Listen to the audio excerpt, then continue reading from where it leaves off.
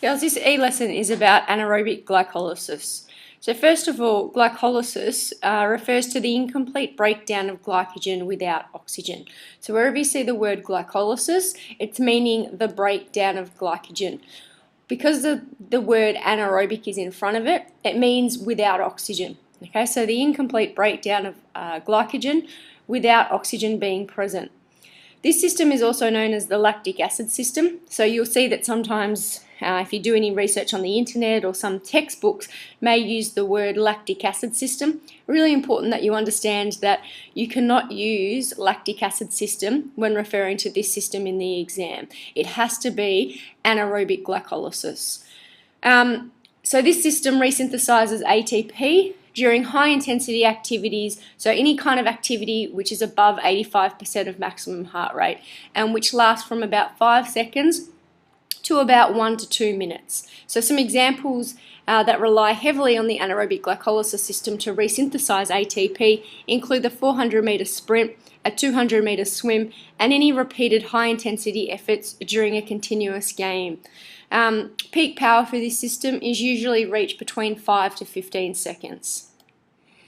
So anaerobic glycolysis involves a number of complex reactions which you don't need to know, okay? But you just need to understand that because of these complex reactions, anaerobic glycolysis is not as quick off the mark as the ATP-PC system is in producing the ATP, so it has a slower rate than the ATP-PC system. However, it has a greater capacity because it produces twice as much energy compared to the ATP-PC system. Because oxygen isn't present, when the glycogen is broken down, it's not completely broken down, and therefore we get a byproduct called lactic acid, so which is your lactate and your hydrogen ions.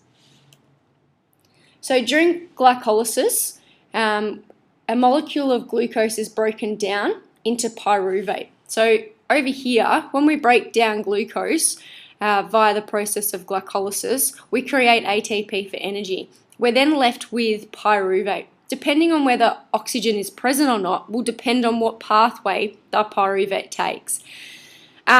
We're focusing on this pathway here at the moment, so the anaerobic pathway. So we're saying that if there's no oxygen present or insufficient oxygen present, pyruvate is then converted into lactic acid. So lactic acid within the muscle then quickly splits into lactate and hydrogen ions, which are the metabolic byproducts of this system. And it's these hydrogen ions that contribute to fatigue.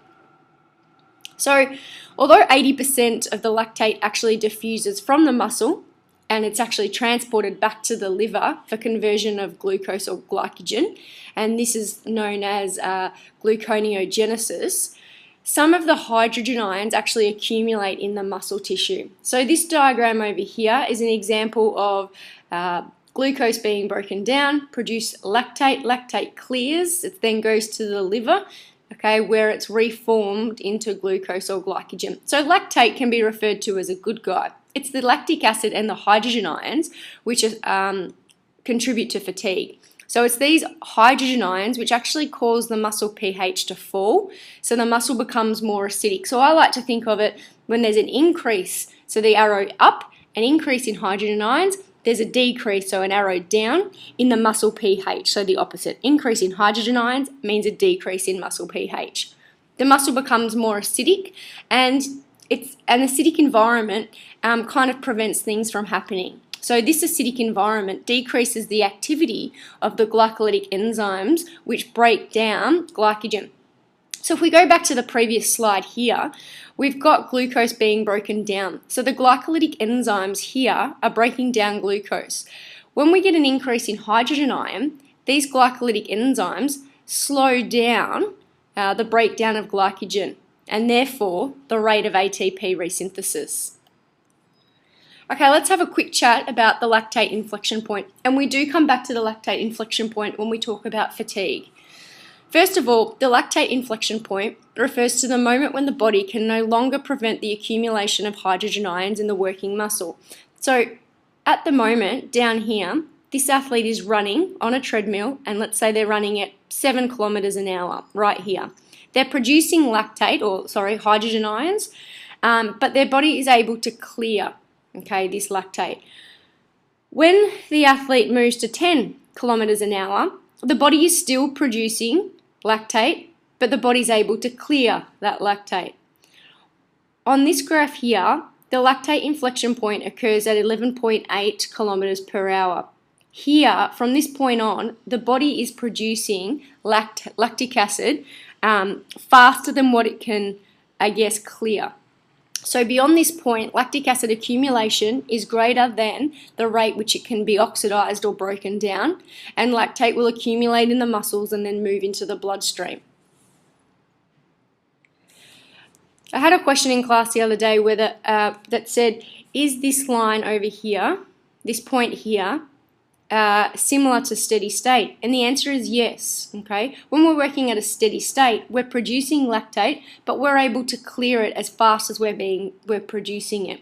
Whenever there's an increase in intensity, we rely more on our anaerobic glycolysis system, and therefore are producing those hydrogen ions. So above 11.8, the athlete is now transitioning to relying greater on their anaerobic glycolysis system. So the graph below shows a recreational runner's blood lactate concentrations measured during a running treadmill test until exhaustion. So the speed was increased every minute, and the lactate concentration was measured at the end of each minute. Okay, so you can see here on the graph that between 10 to 15 kilometers per hour, the athlete is working hard, but they're in a steady state. Okay, so they're producing lactate, but their body's being able to clear it. Okay, because oxygen supply equals oxygen demand. So we're working aerobically. All right. A question on one of the past exams was, at what speed does the lactate inflection point occur? Well, the answer is at 15 kilometers per hour. Why does the lactate inflection point occur? It occurs at a specific exercise intensity. Lactate production exceeds lactate clearance. And because there is not enough oxygen to break down the lactic acid, so it accumulates. It's important that you understand that it occurs, lactic inflection point occurs at a specific exercise intensity, because everyone won't reach their lip at the same intensity. For example, a highly trained athlete an endurance trained athlete, may not reach their lip until about 17 kilometers per hour, so over here. All right, so a highly endurance athlete has a better aerobic capacity system, so able to clear the lactic acid.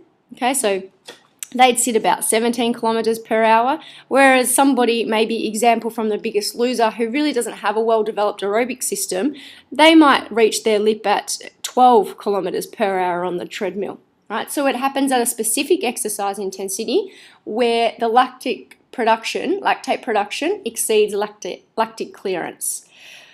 The next question on the exam was, explain the relevance of the lactate inflection point to an endurance athlete. So explain the relevance of lip to an endurance athlete. So for example, I've used Lance Armstrong.